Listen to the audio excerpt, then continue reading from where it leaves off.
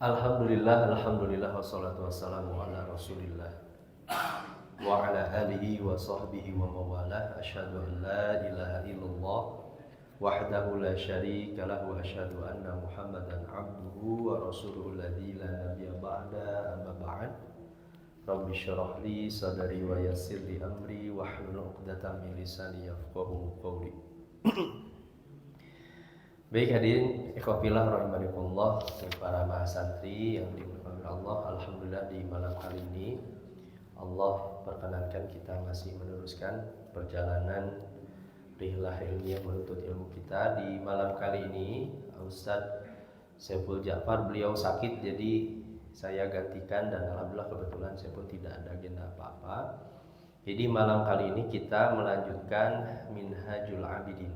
Ini kalau di kitab saya 36, karena cetakan PDF dengan yang aslinya ini beda. Kemudian nanti ba'da Isya, alhamdulillah ini Ustaz Deden sudah share ya. Untuk buku bahasa Inggrisnya kita sudah cetak. Jadi ba'da Isya kita akan belajar bahasa Inggris. Nah ini mulai dari malam ini insyaallah. Baik, kita sudah sampai ke hadis Nabi, yakni wa qala sallallahu alaihi wasallam. Qala al-mu'allif rahimahullah, ala wa innal jannata huznun bi rabwah. Nabi sallallahu alaihi wasallam bersabda, ketahuilah sungguh surga itu jalan duka cita bi rabwatin yang berbukit. Jadi masuk ke surga itu berat, butuh perjuangan.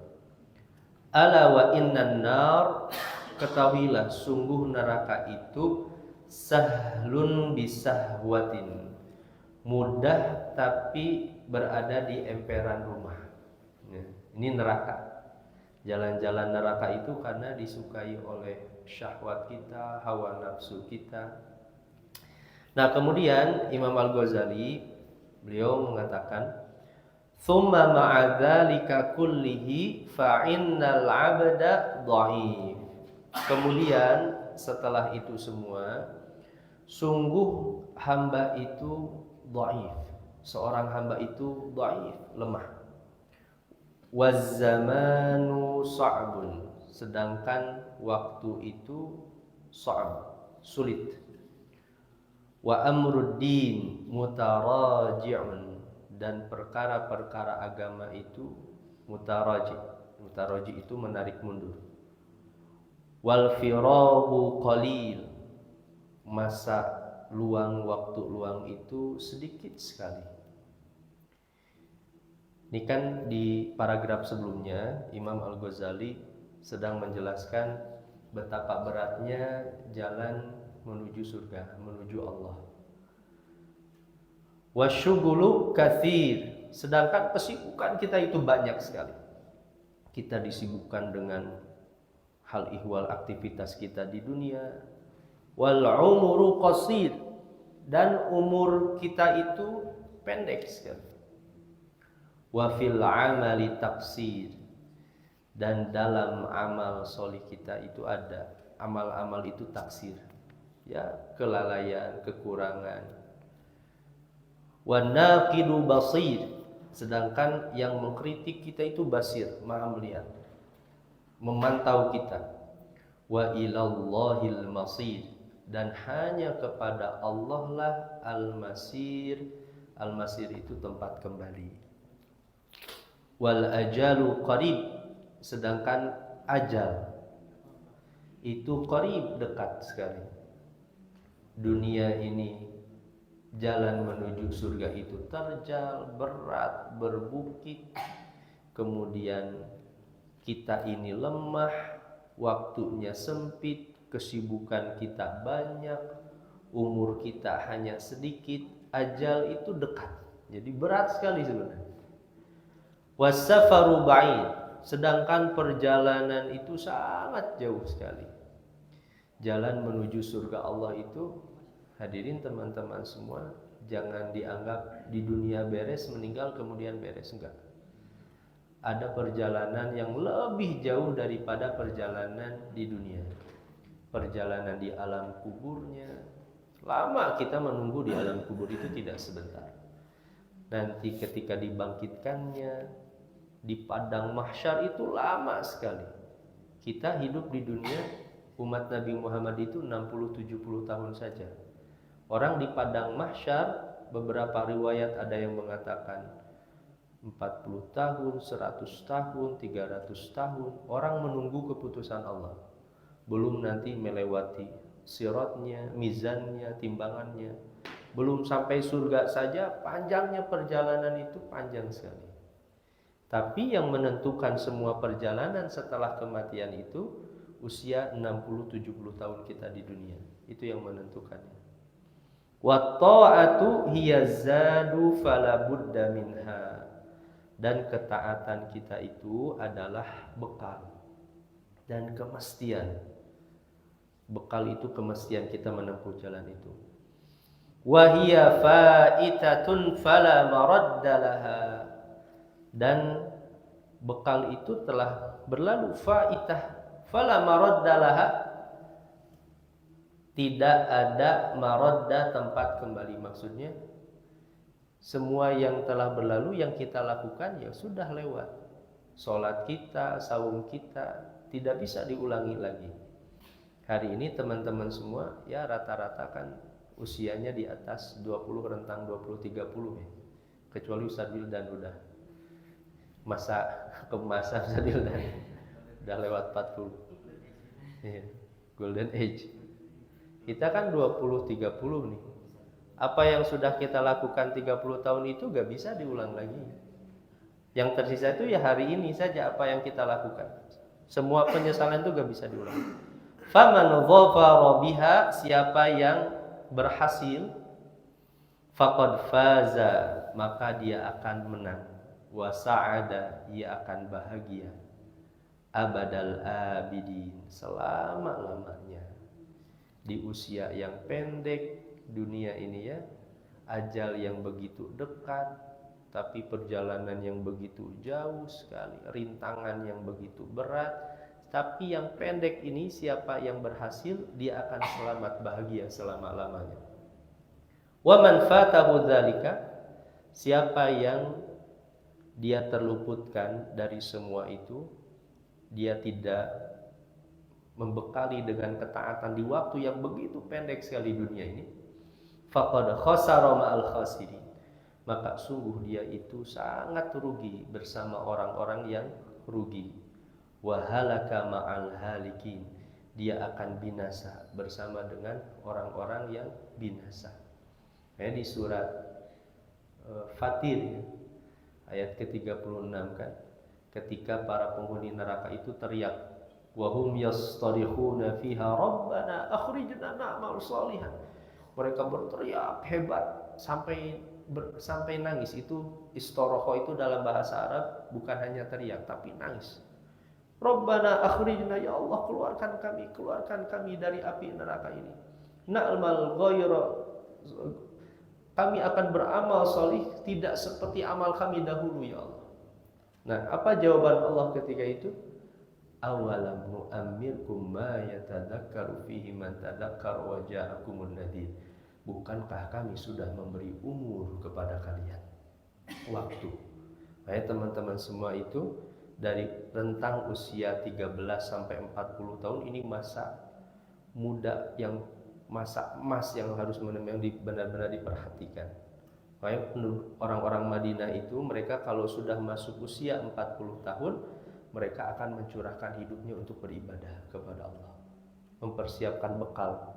Karena usia 40 tahun itu sudah lampu kuning. Makanya penduduk Madinah dulu 40 tahun itu mereka sudah fokus. Karena biasanya puncak karir seorang hamba itu biasanya di usia 40 tahun. Nah biasanya fasara hadzal khutbu idan, ini kata Imam Al-Ghazali, maka khutbah ini khutbah maksudnya pembuka ini, idan kalau begitu, wallahi mu'dila, demi Allah. Mu'dila itu dilematis kata beliau, membingungkan. Wal khataru azim, dan bahayanya itu besar sekali. Walidzalika azza man yaqsudu hadzal tariq. Oleh karena itu mulia sekali siapapun yang menempuh perjalanan ini. Yaqsud itu menuju, maksudnya menempuh perjalanan ini. Wa qalla, tapi sedikit sekali orang yang benar-benar menempuh perjalanan menuju akhirat. Teman-teman semua, ini hebatnya Imam Al-Ghazali dalam Ihya Ulumuddin itu.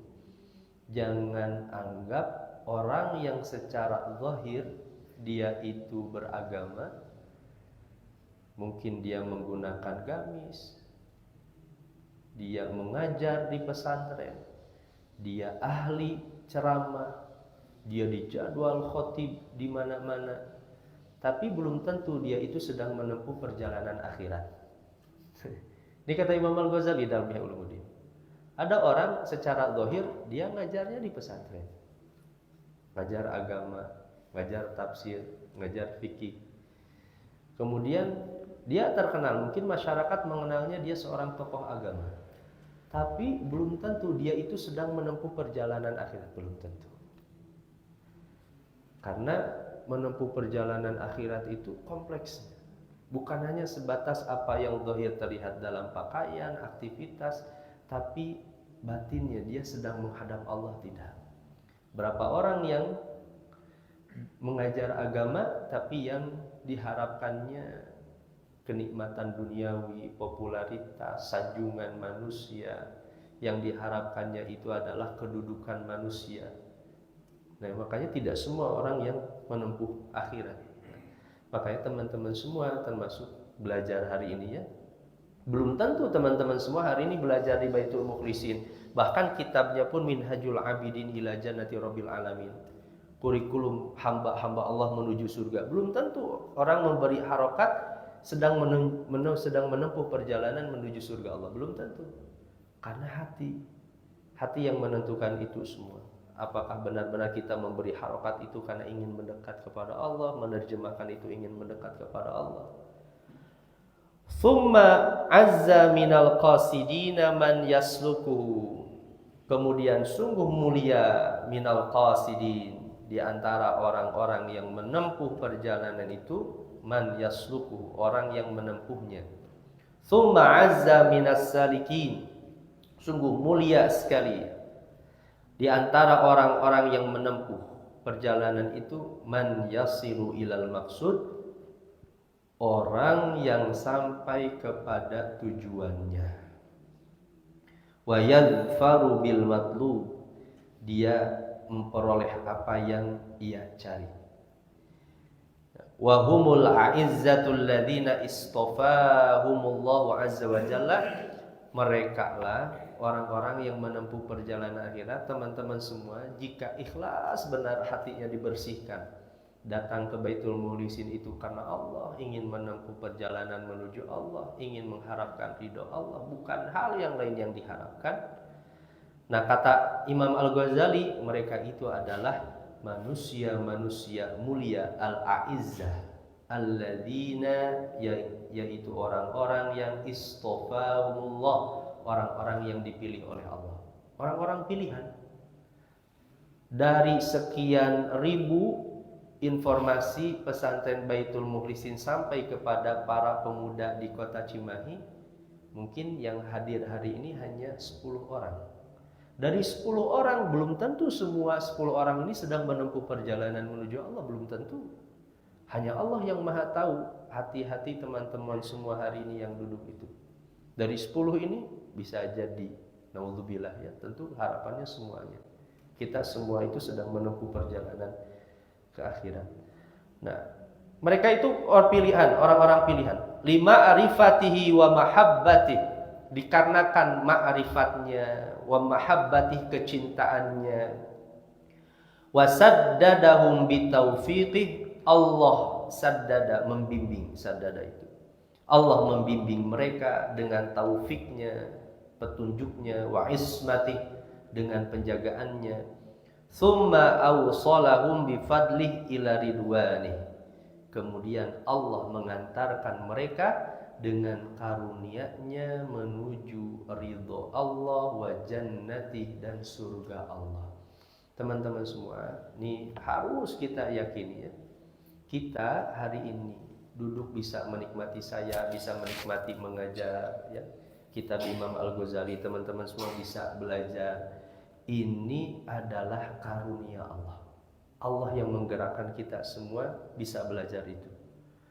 Fanas'aluhu jalla dzikruhu, maka kita meminta kepada Allah yang menyebutnya itu mulia sekali, an yaj'alakum wa iyyana min ulaikal faizina bi rahmatih, agar Allah menjadikan kalian, ini kata Imam Al-Ghazali, dan kita semua min ulaikal faizin, termasuk orang-orang yang berhasil dengan rahmat Allah. Maksudnya benar-benar menjadi orang-orang yang sedang menempuh perjalanan akhirat itu. Nah, kemudian kata beliau, na'am, walamma wajadna hadzal tariq bihadhihi sifat. Oleh karena itu, kata beliau, walamma tatkala wajadna, kita mendapatkan hadzal tariq, jalan ini dengan sifat ini tadi, di mana jalan menuju surga itu terjal, berat, berbukit, naik, kemudian waktunya pendek, kitanya lemah, waktunya sedikit, kesibukan kita banyak, waktu luang itu tidak banyak. Sifatnya seperti itu. Jalan menuju akhirat itu seperti itu.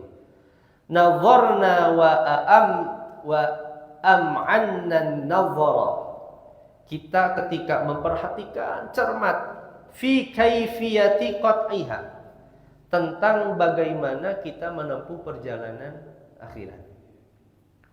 Wa ma yahtaju ilaihi al-'abdu minal uhbah, dan apa yang dibutuhkan, yahtaj ilaihi al-'abdu, oleh seorang hamba, minal uhbah, uhbah itu persiapan, wal 'uddah, bekal, wal alat, alat.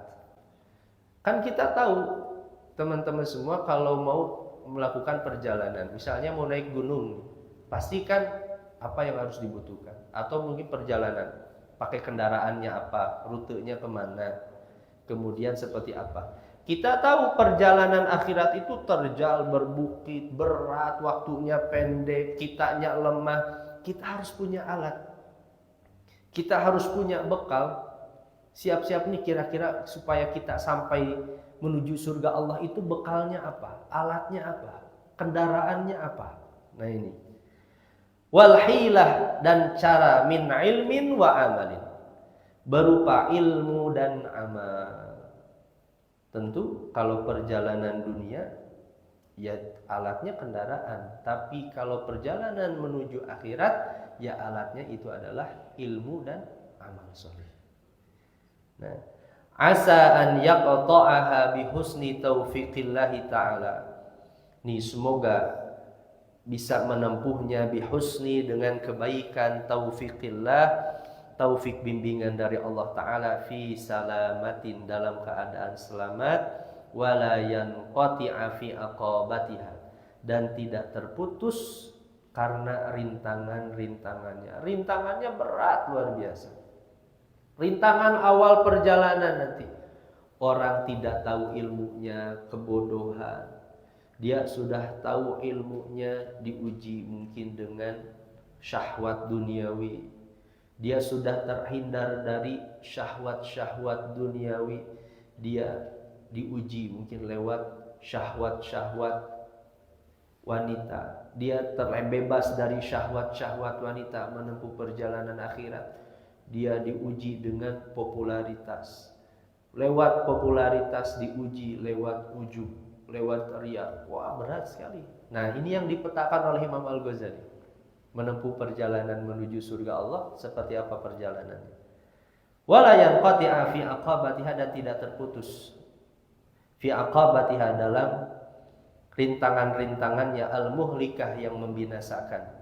Fayahlika ma'al halikin, maka dia akan binasa bersama orang-orang yang binasa. Wal iyadu billah, kita berlindung kepada Allah.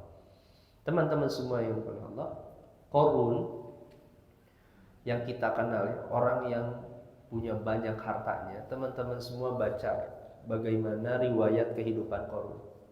Qarun itu bukan orang biasa. Dia itu di antara kalangan Bani Israel, saudaranya Nabi Musa, saudaranya Nabi, hafal Taurat. Dia hafal. Kalau sekarang tuh anak muda keren, pinter, turunan Raden. Qarun tuh hafal Quran, tapi diuji oleh Allah dengan kekayaan. Hafal Quran, tapi di akhir hidupnya bisa seperti itu, tergelincir. Nah, meskipun dia sudah hafal Al-Quran, dia hafal Taurat, dia pintar, cerdas, tapi diuji dengan harta itu. Kemudian dia mengatakan, harta ini karena kekuasaanku, karena kepintaranku, karena ujub, gugur semua amal ibadahnya. Hafalan Al-Qurannya tidak jadi sia-sia saja. Ini pentingnya memperhatikan. Makanya Imam Al-Ghazali kan dalam biografinya di usia 38 tahun, bayangkan, sudah menjadi sosok ulama di puncak karir. Imam Al-Ghazali duduk 400 ulama mendengarkan penjelasan Imam Al-Ghazali. Bukan orang biasa. Tapi kemudian Imam Al-Ghazali melepaskan semua atributnya, rektornya, keulamaannya, kemudian beruzlah di Mekah, membersihkan hati. Saya sebenarnya sepertinya tidak bersih dalam mengajar, khawatir, takut, dan sampai terlahirlah Ihya Ulumuddin. Ini hebatnya Imam Al-Ghazali. Fasannafna, maka kemudian kata beliau, maka kami menulis fi qat'i hadhihi tariq, untuk menempuh perjalanan ini. Nah, kitab Minhajul Abidin ini kenapa beliau tulis? Beliau sedang memetakan bagaimana perjalanan menuju surga Allah. Nah, ini luar biasanya. Berdasarkan pengalaman beliau, karena kan kitab ini kitab terakhir beliau. Tentu beliau dengan pengalaman keilmuan, pengalaman berdiskusi dengan para ulama, dengan masyarakat, memperhatikan bagaimana karakter setiap manusia, pengalaman amal solih beliau. Nah, beliau memetakan ini, menulis di akhir hidupnya seperti apa perjalanan akhirat yang baik itu. Wasulukiha kitaban, dan suluk, jalan, masih suluk itu masih jalan. Kutuban, satu kitab. Nah, ka Ihya Ulumuddin. Nah, beliau menulis apa? Saya menulis kitab Ihya Ulumuddin. Wal qurbati ilallahi ta'ala. Saya menulis kitab Al Qurbati ilallah. Al qurbah itu pendekatan. Kalau Ihya kan menghidupkan ilmu-ilmu agama. Makanya teman-teman semua kalau membaca kitab Ihya Ulumuddin, kan Ihya Ulumuddin itu terbagi pada 4 bab. Nah, pada 4 bab. Al-Muhlikat, nanti kemudian Al-Munjiyat, kemudian yang 2 lagi saya lupa. Jadi dari 4 kitab ini, keunikan Imam Al-Ghazali, beliau itu bahkan membahas fikih, itu dibahas dalam kitab Ihya Ulumuddin, tapi bukan hanya sebatas fikih. Jadi wudu dibahas, tapi bukan hanya sebatas wudu. Bagaimana wudu yang menyampaikan diri kita ke akhirat. Sholat dibahas, bagaimana sholat yang bisa sampai. Karena tadi kita melihat zahirnya orang itu sholat, haji, saum, sholat berjamaah, zahirnya seperti itu. Padahal hakikatnya kata Imam Al-Ghazali, dia tidak sedang menempuh jalan akhirat. Nah, ada hal Imam Al-Ghazali dalam Ihya Ulumuddin banyak menyentuh hal-hal perkara batin yang ini yang mungkin tidak dibahas oleh ahli-ahli fikih.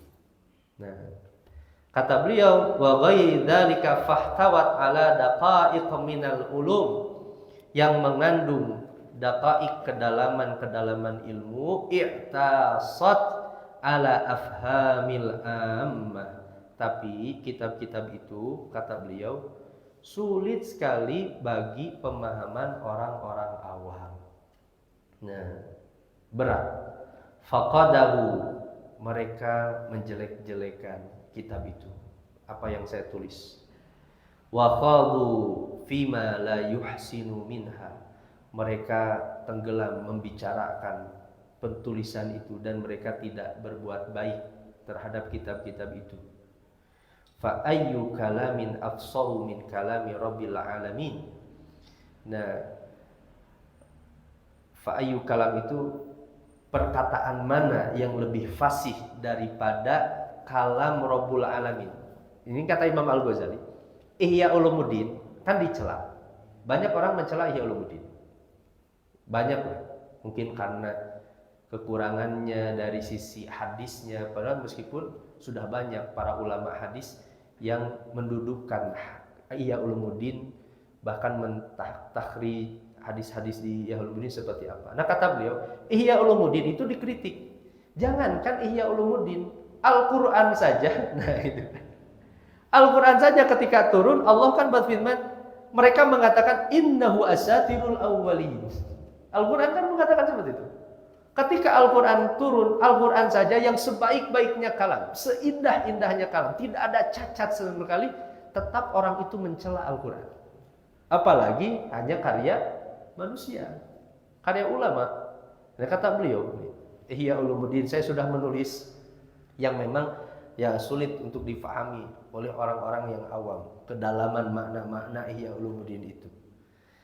Nah, kata beliau, kata innahu asatirul awalin. Al-Quran dikatakan oleh orang-orang kafir, ini hanya perkataan orang-orang terdahulu saja. Al-Quran ini dicela, Al-Quran itu disebut syair lah, ya, disebut perkataan dukun lah, Nabi Muhammad disebut perkataan orang gila lah. Itu Al-Quran yang tidak ada cacat, apalagi karya para ulama. Kata beliau, alam tasma ila qawli Zainil Abidin Ali bin Husaini bin Ali bin Abi Thalib. Apakah kamu tidak mendengar kepada perkataan Zainul Abidin Ali bin Husain bin Ali bin Abi Thalib? Ini cucunya Ali bin Abi Thalib, Zainul Abidin radhiyallahu anhum ajmain, haitsu yaqul, di mana beliau mengatakan seperti ini. Ini syair ya, ini syair baharnya bahar basit. Ini teman-teman semua kalau ingin tahu puisi Arab, nanti ilmunya ilmu arud dan qafiyah. Ustaz Firman, beliau sudah bisa alhamdulillah. Jadi kalau nanti beres nahwu, sorof, naik ke balagoh, beres balagoh, naik lagi ilmu bahasa Arabnya, ilmu arud dan qafiyah. Maulana harusnya udah belajar. Ada kan mata kuliahnya? Ya. Dulu saya alhamdulillah 16 pola bahar itu saya hafal semua. Bahkan mata kuliah arud saya nilainya 100. Tapi karena gak dipakai lupa semua. Karena kalau diajarkan pun biasanya masyarakat tuh gak butuh ilmu Arab, puisi Arab itu polanya, aturan-aturannya, kaidah-kaidahnya. Nah, ini dari Minal Basit, ini Bahar Basit. Ini puisi Arab itu seperti ini. Ini apa kata Ali bin Husain? Inni la aktumu min ilmi jawahirah kaila yaral haqqa dhu jahlin fayuftituna wa qad taqaddama fi hadha Abu Hasan ila al-Husaini wa asa qablahu al-Hasana ya rubba jawhari ilmin law abuhu bih laqila li anta mimman ya'budul wathana lastahalla rijalun muslimuna dammi yarawna akbaha ma ya'tunahu hasana. Bagi orang-orang yang ngerti bahasa Arab itu indah sekali, bagi kita makan teka hati. Pertama, kita gak ngerti kosakatanya. Yang kedua, kita gak ngerti ilmu arud dan qafiyah. Ketiga, kita gak ngerti balaghah. Dan kita tidak tahu konteksnya apa, itu gak ngerti. Tapi bagi orang yang ngerti bahasa, itu indah sekali. Ini bahasa ini. Apa kata ni Ali bin Al-Husain? Sungguh aku menyembunyikan dari ilmuku jawahirah, mutiara-mutiara ilmuku aku sembunyikan. Ini kata Ali. Kaila yaral haqqa dhu jahlin, agar orang yang bodoh tidak melihat kebenaran itu, fayuftituna, kemudian orang bodoh itu memfitnah kami. Ada ilmu-ilmu yang kami sengaja sembunyikan, mutiara-mutiara itu. Kenapa? Karena kalau kami sampaikan tidak difahami oleh orang-orang bodoh itu mencela ilmu kami. Nah, itu maksudnya. Kan itu. Seperti Ihya Ulumuddin disampaikan oleh Imam Al-Ghazali. Orang-orang yang enggak paham yang mencela Ihya Ulumuddin. Orang-orang yang enggak paham. Wa qad taqaddama fi hadza Abu Hasan, dan telah terdahulu tentang hal ini Abu Hasan ilal Husain, kepada Husain, wa ausa qablahul Hasan, dan telah mewasiatkan sebelumnya dengannya baik. Apa wasiatnya? Ya rubba jauhari ilmin, betapa banyak mutiara-mutiara ilmu lau abuhu bih, kalau aku buka rahasia-rahasianya, aku buka ilmu-ilmunya, laki lali anta mimman ya'budul wathana, pasti aku dituduh, li anta, dikatakan kamu sedang menyembah berhala, padahal sedang menyampaikan kebenaran, ilmu yang benar. Lastahalla rijalun muslimuna dammi, maka kemudian orang-orang muslim menganggap halal darahku. Ketika menyampaikan mutiara-mutiara itu, maka kemudian aku sembunyikan mutiara-mutiara itu.